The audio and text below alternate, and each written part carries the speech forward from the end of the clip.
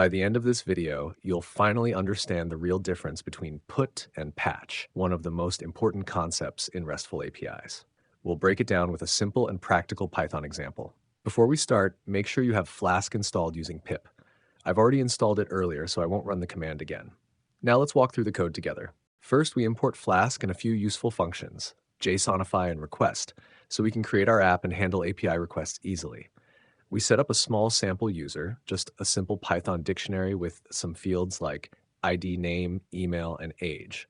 This will act as our fake database for now. Then we create a route called user that responds to GET requests.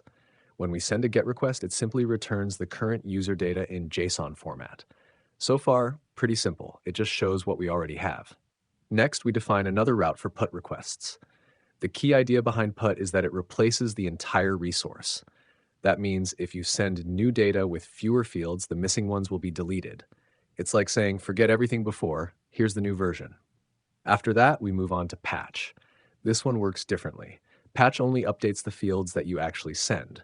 So if you just want to change the email, you send only the email field, and the rest of the data stays exactly the same.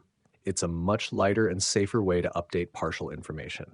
Once the code is ready, let's run it and test everything step by step in Postman. First, I send a GET request to see our initial user data. Then, I make a PUT request with some new fields.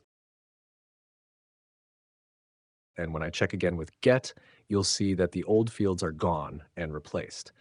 After that, I test patch, this time updating only one or two fields, and when we check with GET again, you can clearly see that the rest of the data stayed the same.